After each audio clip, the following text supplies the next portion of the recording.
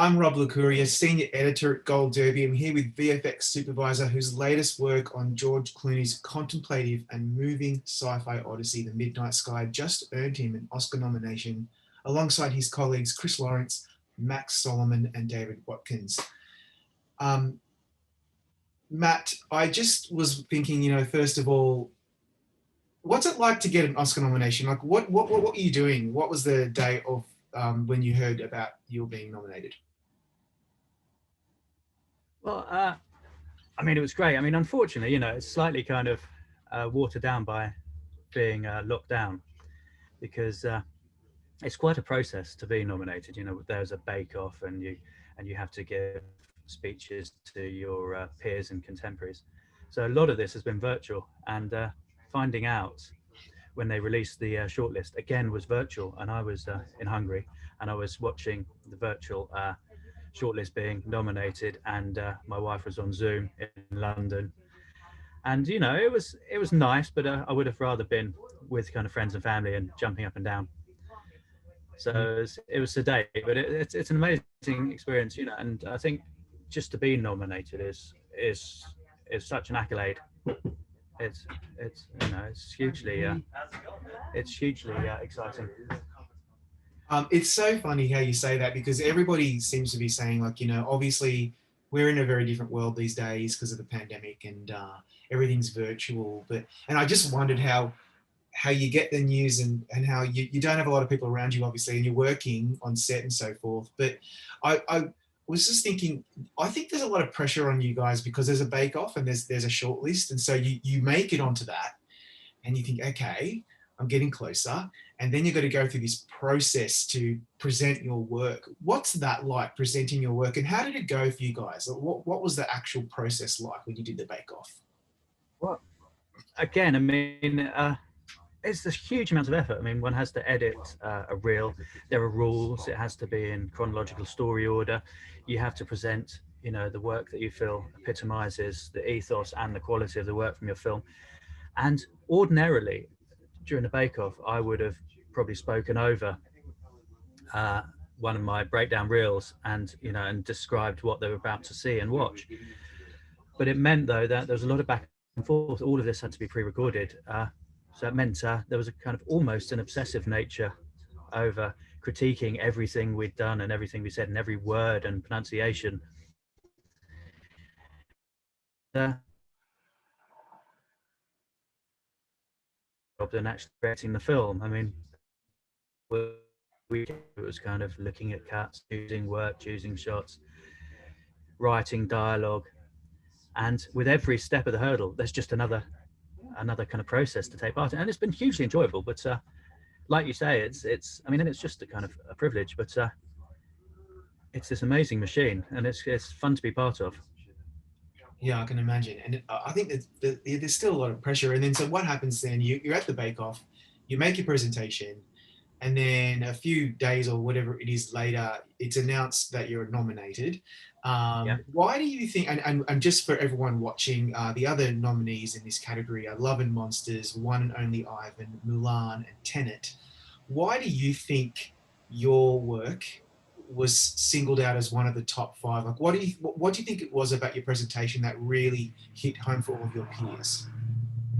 I think it's a combination of things. I think it's a combination of groundbreaking work, and also a combination of the fact that we used filmic techniques. A lot like Tenet, we actually tried to lower our VFX presence on set. We used LED volumes instead of compositing shots. We used Roscoe back projection again instead of blue screens.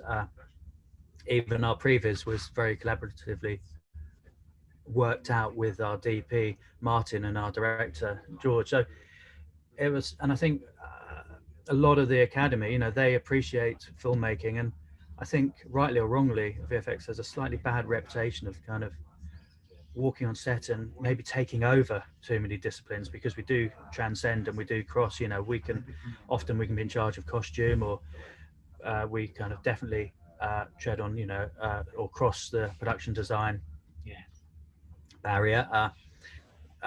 cinematography, I mean, there are now virtual cinematography awards because we are creating cameras left, right, and center. So there's an element of distrust. Well, distrust is probably too strong, but there's an element of kind of allowing the other departments back into the world of visual effects again, rather than excluding them. And I think that's what sets us apart. Yeah.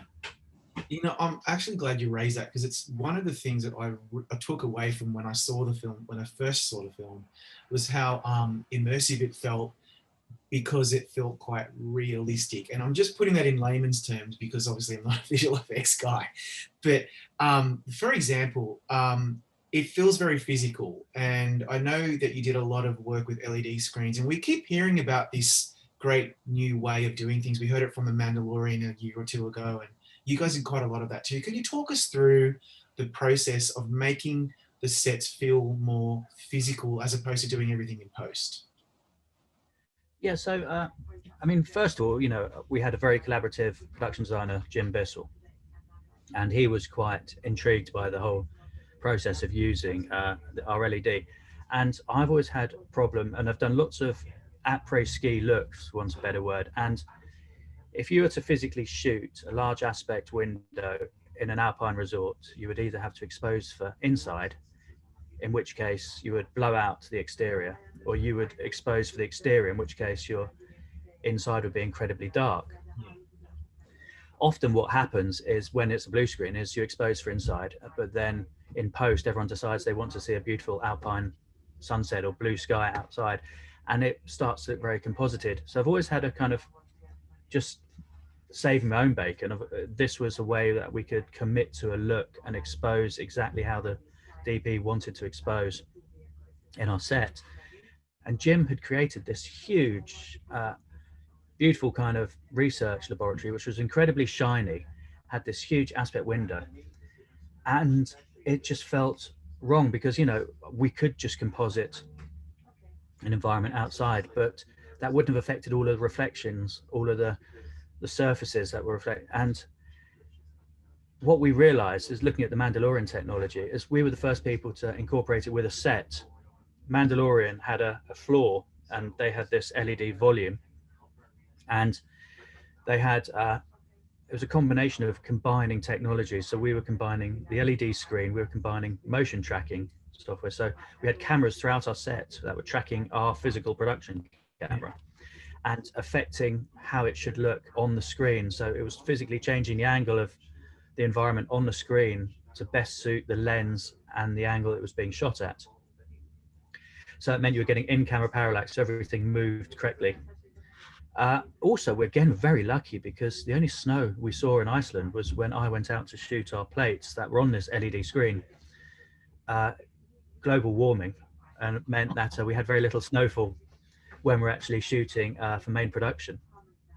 But I went out there in September, and we shot a camera array, which was 3 Lexus 65s on a camera array, which gave us 270-degree panorama. We shot 4 different times of day, both magic hours, midday and night. We did a photogrammetry survey, which meant we kind of 3D dimensionalized, like a LiDAR, the entire. So these images were then projected onto the geometry and tidied up by ILM, and turned into what essentially is like gaming engine. So even though it was a 4K fully resolved photographically real environment, it was still very similar to that in a computer game, and it meant that we could move around it in real time. ILM also created different skies. We could move the sun could physically light the environment. So it meant that our director and DP made their lighting choices on times of day and what was best for the shot. And what was funny was Martin, and he loved this, but he thought maybe we should have some additional lights around the set just in case. I don't think we used any additional lights apart from practical set lights. The LED screen lit the entire sequence. And shots I'm really proud of. There's a lot of incidental shots. There's a close-up of Augustine putting on Iris's goggles, and it's just a close-up of her eyes. But there's a reflection the environment in her goggles. There's a reflection in her eyes. There's a reflection in the subtle reflection, and that's the production that you got in the execution. Yeah, I'm really glad you mentioned it, because I always thought it'd just be easier to composite everything and do it in post and just leave it at that. But it makes a lot of sense for a movie like Midnight Sky, which is so contemplative and it's so internalized. Obviously, the scenes on Earth are inside. Then you have the scenes in the outdoors in the Arctic, which are, I could imagine would have been quite challenging. But I want to turn to some of your work, obviously done in space, because I think that's what most people will remember when they're thinking about the technical achievements of the film. You guys just won 2 VFX Awards from the VES, including Best Visual Effects overall, which is a huge achievement. And also you won for Best Model for the Ethos. Can you talk us through that? Because I didn't realize that there was a lot of model work in this film. I thought it was just all CGI. So it was a CG model. Oh, I see. Just to clarify, okay, not much physically built. So what? But it was the design of the CG model itself. Yeah, what does that mean when you're creating the models to then design these particular? So we had a brilliant production designer, Jim Bissell, who came up with the overall concept, and the concept was based on reality, and it was they were going to use what was in space. So the main hub of the Ether spaceship was going to be made up of modules akin to ISS, and the rest of it was going to be physically printed in space. And this is the technology that NASA is looking at, and they're firing 3D printers into space, which will use whatever debris they have, and they're printed via an algorithm. And so the rest of the ship is made up of this algorithmic composite. And we, as well as Jim Bissell, we had this fantastic frame store art director called Jonathan Uffenhofen. I probably pronounced his name badly or wrong, but he came from frame store and physically sat in our art department as a crossover between visual effects and art department, and he was working on this ship in Blender. And Blender's a great kind of tool that allows you to sculpt and allows you to texture and allows you to relight. And it also means that you could then carry those models over to our virtual camera system, physically on the model as we were going. And this informed us which bits of the model we needed to shoot, which bits of the, and make practically, which areas we had to work on. And it was, again, a very kind of collaborative process. And it meant that when we were creating our zero gravity sequence, we had a very clear idea which elements we needed to shoot practically, which elements we're going to use digitally. And because of this and her inability to travel to one of our locations, we decided to use again another ILM system called Anima, which, for want of a better word, is it's like cyber scanning, digitizing someone's body, but it's a performance capture. So you can physically act within this volume, and your actions are then driven, then they drive a fully CG character. And how we did that, and it was very kind of collaborative rather than just going and mocapping people later, which can be quite soulless and, and stealing a performance. We set up an ensemble of our cast in this capture volume where whoever was being digitized would sit in the volume and the rest of the cast would sit in a horseshoe round. And George would direct them as any other piece of action. And he would make selects on these performances, and they would end up in the edit. And then these performances were later fully digitized. So there's, I think I counted, around 100 fully digital performances within the zero gravity sequences. Now these are people in the background, these are the characters up to half screen.